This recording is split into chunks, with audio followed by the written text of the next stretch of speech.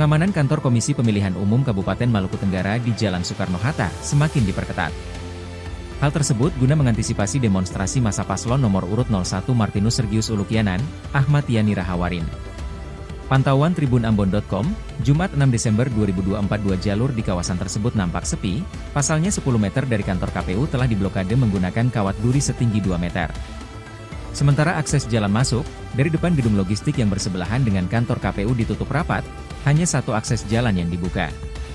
Kendaraan pun harus memutar dari depan stadion lantas melewati perum untuk bisa masuk ke dalam kantor KPU. Sementara pengamanan dari jalur stadion pun demikian, kawat duri setinggi 2 meter berdiri kokoh, nampak aparat dari Polres dan Brimo bersenjata lengkap sigap menjaga keamanan kawasan tersebut.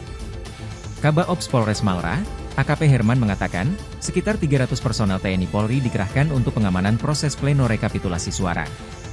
Ucapnya, dirinya menambahkan, untuk arus lalu lintas sementara dialihkan melewati Jalan Kolser, menuju depan stadion ke arah Perumnas.